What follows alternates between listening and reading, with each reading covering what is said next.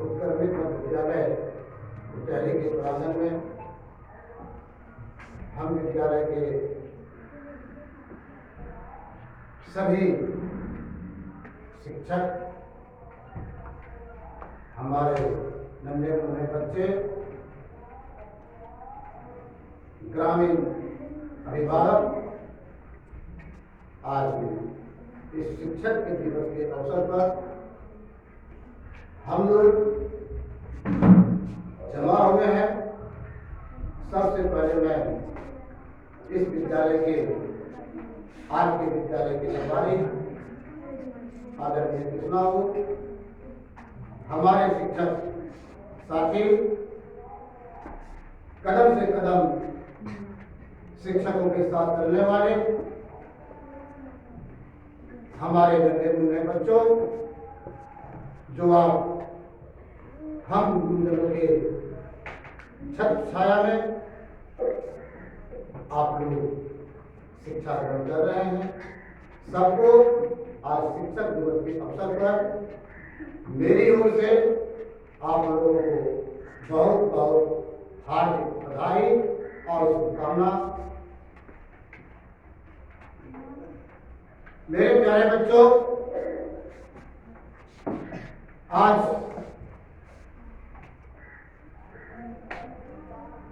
शिक्षक दिवस के अवसर पर बच्चे आप लोग ध्यान देंगे, आप लोगों को सीखने का मौका मिलेगा। मैं कोई वक्ता नहीं हूं, फिर भी आप लोगों के पास कुछ बोलने का प्रयास कर रहा हूं, इसलिए आप लोग आदरणीय इस विद्यालय के हमारे लेखा मैडम, आप जहाँ पे भी हो ऊपर इस सभा संगोष्ठी कक्ष में आने की कोशिश करें। आदरणीय लेखा मैडम, तो शिक्षक हम सबों का प्रथम गुरु, प्रथम शिक्षक अगर कोई है तो हम लोगों की माँ। कौन है? बच्चों का सबसे पहला गुरु अगर कोई है तो माँ है। अगर वो सबसे सम्मान लेने का अधिकारी है वो माँ। दूसरे बार गुरु का स्थान आता है पिता का, क्योंकि माँ जन्म देती है लेकिन चलना, रास्ता दिखाना पिता का कर्तव्य होता है, उन्हीं धाम के को चलना सिखाता है। इसलिए हम लोगों का दूसरा गुरु, दूसरा शिक्षक अगर कोई है तो पिता।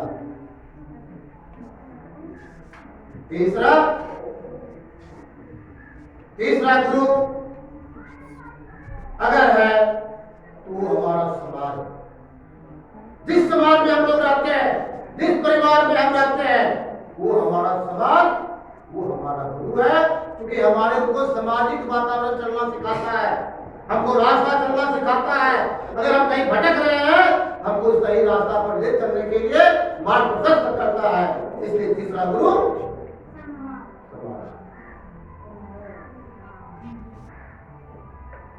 और चौथा गुरु तब आता है हम शिक्षकों का, जो तुमको विद्यालय में जब तुम 6 वर्ष की अवधि प्राप्त करके विद्यालय में आते हो तो चौथा स्थान हम गुरुओं का होता है। कहा जाता है गुरु ब्रह्मा गुरु विष्णु गुरुदेवो महेश्वर। लेकिन आज आप लोग घर जाएंगे तो सबसे पहले जो तुम लोगों का प्रथम गुरु है, द्वितीय गुरु है, प्रथम गुरु कौन है? आज जाकर के अपने माँ को प्रणाम करो। दूसरा गुरु पिता आएंगे, अगर घर में नहीं हो तो उनको प्रणाम करने का काम करो। बहुत हर्ष की बात है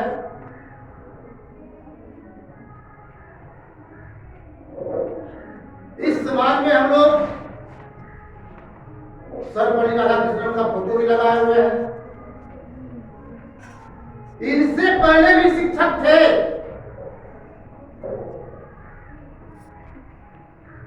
जो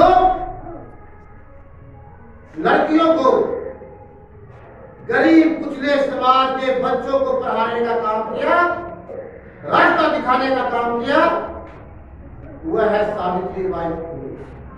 इसलिए हमको सबसे पहले जो हमको रास्ता दिखाने का काम किया, सावित्रीबाई फुले को भी हम नमन करते हैं। आज हम शिक्षक दिवस के अवसर पर याद करते हैं।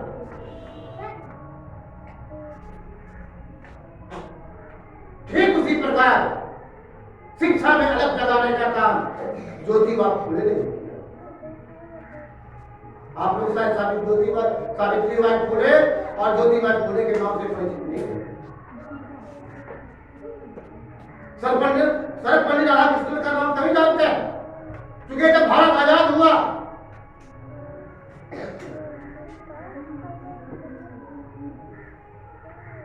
जब वो राष्ट्रपति बने, उसके पहले वो शिक्षक थे, लेकिन उनके पहले भी कोई शिक्षक थे। हमें उनको भी शिक्षक दिवस के अवसर पर याद करना हो।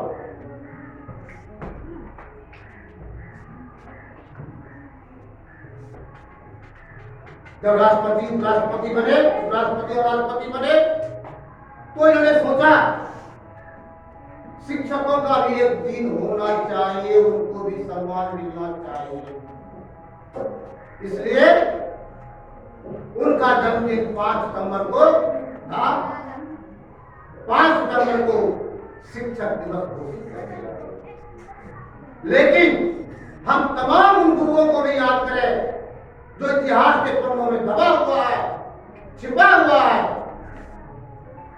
बच्चे समझने वाले बच्चे नहीं लोग छोटे बता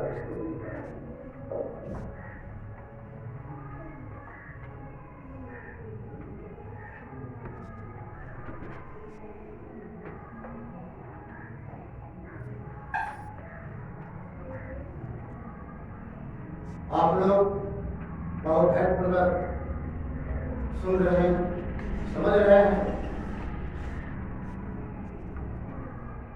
शिक्षक दिवस में हम सभी शिक्षक आज सम्मान के पात्र होते हैं क्योंकि तुम लोगों को कुछ रास्ता दिखाने का काम करते हैं। और जब तक तुम लोग विद्यालय नहीं आओगे तो मैं क्या दीवार को रास्ता दिखाऊंगा?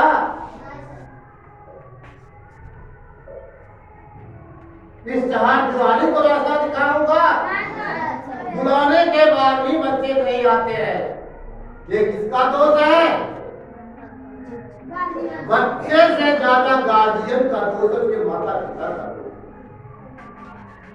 जहां तक मेरी माइक की आवाज, कानों की आवाज जा रही है, अगर बच्चे के माता पिता अगर सुन रहे हैं, मेरा उनसे निवेदन होगा, आग्रह होगा कि आप लोग अपने अपने बच्चों को नहला धुला खाना पीना करा करके किताब कॉपी के साथ उसको रास्ता दिखा दीजिए, चल जाए। जब आप विद्यालय आएंगे ही नहीं तो आप किताबों में लिखी हुई बातों को आप कैसे समझेंगे? कैसे समझेंगे? समाज की बात तो एक गांव का अनपढ़ आदमी भी सीख लेता है, नहीं सीखता है? सीखता है? कहीं कोई स्कूल नहीं जाता है, लेकिन अपना काम चला लेता है, दूसरे से जोर घटा गुना भाग करवा लेता है, चिट्ठी चपाती पढ़वा लेता है, कहीं से विभाग में चिट्ठी ऑफिस का चिट्ठी आए किसी से पढ़वा लेता है, उसका भी काम करता है। लेकिन उस वैसे आदमी को दर दर की ठोकर खाना पड़ता है। हमको नहीं तो हमें पूछ सकते हो, देखो सर दरखास्त हमारा भी पूछ सकते हो। वैसे आदमी दर दर की ठोकर खाते हुए अपने इस मारला से उस मारला, उस मारला से उस गांव तक घूमते रहता है। मैं आप लोगों को प्रेरित करना चाहता हूं कि आप लोगों में ऐसा कोई आप ना बने। तभी हम शिक्षकों का सम्मान होगा, अन्यथा मास्टर बात की परवर, ये विचार मन से निकालना होगा। मैं तो कहता हूं कि आप लोगों को किसी कोचिंग में जाने की आवश्यकता नहीं है, किसी के पास ट्यूशन पढ़ने की आवश्यकता नहीं है।